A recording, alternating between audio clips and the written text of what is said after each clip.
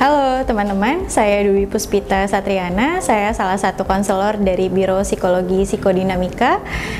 Kali ini kita tidak bersama dengan Ibu Poppy, tapi kali ini saya mengajak teman-teman untuk bersama dalam segmen monolog bersama psikolog.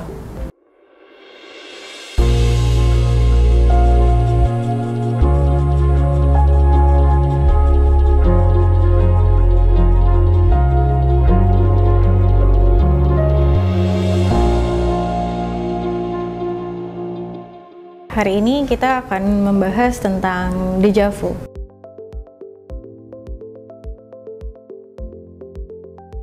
Pernah nggak sih teman-teman tuh ngerasain ada di suatu tempat, ngerasanya familiar banget, tapi tempat itu baru teman-teman kunjungin? Pernah nggak sih? Dan itu ngerasanya kok kayaknya pernah ya kesini, padahal itu baru pertama kali ngelihat orang-orang yang mungkin bajunya sama, warnanya bajunya sama. Nah, itu namanya déjà vu.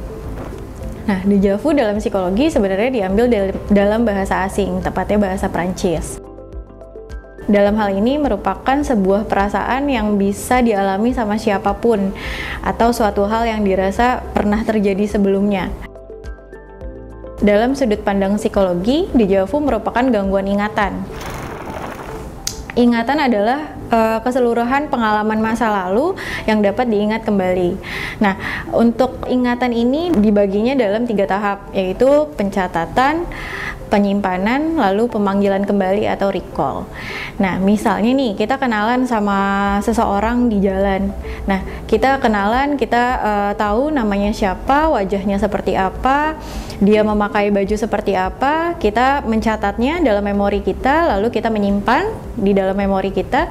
Nah, suatu hari kita bertemu lagi dengan seseorang tersebut, kita memanggil kembali, kita recall kembali. Waktu itu si orang ini namanya siapa ya? Wajahnya yang kita kenal waktu itu seperti apa? Jadi kita ingat kembali. Namanya misalnya Romi. Dia menggunakan baju merah saat kita bertemu pertama kali. Wajahnya seperti apa? Menggunakan kacamata. Ya seperti itu. Tapi ternyata proses ingatan itu nggak selalu berjalan dengan mulus. Kadang terjadi gangguan-gangguan yang menghalangi dan menghambat 3 tahapan memori atau ingatan tersebut. Misalnya, kalau dalam psikologi ada beberapa gangguan pengingatan. Yang pertama itu amnesia. Jadi ketidakmampuan mengingat kembali pengalaman-pengalaman yang ada dan bersifat sebagian atau keseluruhan. Lalu yang kedua itu hipermnesia. Nah, ini keadaan pemanggilan kembali, recall, sesuatu ingatan yang berlebihan. Lalu yang ketiga, paramnesia atau déjà vu. Nah, déjà vu ini terjadi penyimpangan ingatan-ingatan yang lama yang dikenal akibat distorsi atau gangguan pada proses recall tadi. Seperti itu. Nah, semua hal yang kita lihat atau kita rasakan pasti memiliki sedikit atau banyak persamaan satu sama lain. Contohnya, kalau kita memiliki rutinitas belajar di kelas, setiap hari melakukan hal seperti itu, kita pergi di kelas yang sama, bertemu dengan teman-teman yang sama, kita berjalan menuju kelas di jalan yang sama, terus ketemu guru yang setiap hari kita temui. Nah, terus kenapa sih kita sering ngalamin déjà vu? Nah, banyak hal yang bisa menjadi penyebab kalian mengalami déjà vu. Misalnya seperti kalian sering berimajinasi, atau sering jalan-jalan, sering memikirkan banyak hal, jadi kalian sudah banyak menyimpan objek-objek dalam memori kalian. Untuk jenis-jenis déjà vu ini ada 3 yang jarang diketahui sama banyak orang. Nah, 3 jenis déjà vu ini, yang pertama ada déjà senti, déjà vécu, dan déjà visité. Nah, ketiga jenis ini memang terdengarnya sama, namun ternyata beda. Kalau déjà senti sering dialami oleh penderita epilepsi dan berpengaruh ke perasaan manusia. Jadi ternyata orang yang mengalami déjà senti ini bisa merasakan perasaan yang sebelumnya pernah dirasakan. Kalau déjà vu menjadi salah satu jenis déjà vu yang dianggap paling keren. Kenapa paling keren? Karena orang yang mengalami déjà vu ternyata bisa mengetahui apa yang akan terjadi selanjutnya. Jadi bisa punya punya intuisi kalau misalnya kedepannya akan terjadi hal apa seperti itu. Nah, beda lagi dengan déjà visit. Jenis ini mampu membuat kita bisa merasa sudah pernah mengunjungi suatu tempat tertentu, padahal sebelumnya nggak pernah dikunjungi, seperti itu.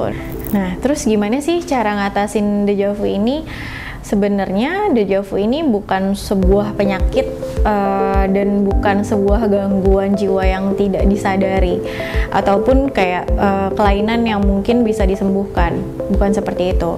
Karena déjà vu ini hanyalah sebuah fenomena yang nggak begitu lazim yang terjadi pada kita. Meskipun gitu, ciri-cirinya memang nggak bisa sampai mengganggu aktivitas yang kita lakuin sehari-hari. Fenomena ini memang nggak pernah nimbulin adanya masalah yang cukup pelik.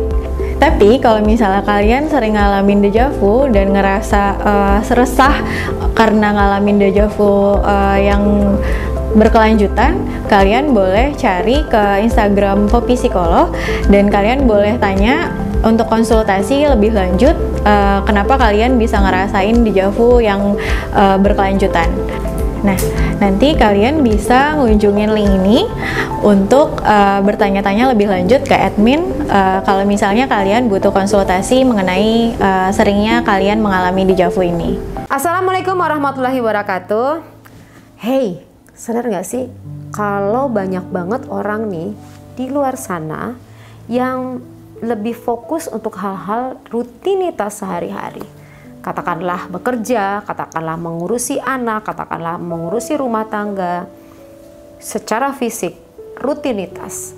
Namun kerap mengabaikan untuk hal-hal yang berkaitan sama perasaan. Perasaan marah pada saat ada peristiwa yang tidak sesuai dengan harapannya, ditahan. Pada saat kesel dengan ucapan seseorang, ditahan. Kesel dengan anak, ditahan. Kesel dengan suami atas sikap perilakunya, ditahan. Kesel dengan tetangga, ditahan. Kesel dengan tontonan TV, ditahan. Di sini di backup oleh tenaga-tenaga ahli secara profesional, master-master psikolog di sini yang akan menghandle persoalan kamu dengan pengalaman-pengalaman tinggi dan expert di bidangnya. Dan ini bisa dilakukan secara online. Tidak perlu bertatap muka, tapi bisa diselenggarakan secara online. Jadi privacy dan tidak ada satu orang pun yang tahu persoalan kamu. Kamu bisa sharing curhat masalah kamu sehabis-habisnya, mungkin di dalam kamar tanpa ada orang yang tahu. Mungkin juga kamu bisa menceritakan di dalam mobil atau mungkin kamu bisa menceritakan di tempat-tempat tersembunyi kamu untuk menceritakan perasaan kamu yang paling dalam yang udah tidak sanggup lagi kamu tahan. Hati-hati kalau kamu menahannya, itu bisa meledak di dalam pemikiran kamu, di dalam perasaan kamu. Maka berbagai macam kondisi akan muncul, sakit yang tidak selesai atau sembuh, bahkan pemikiran-pemikiran yang ditahan meledak, itu akan mengakibatkan berbagai macam gangguan lainnya. Oleh sebab itu segera kamu konsul kepada kami di sini di nomor di bawah ini. Saya dan teman-teman saya, kami siap membantu kamu, selalu ada untuk kamu. Jadi kamu tidak sendiri. Kami ada.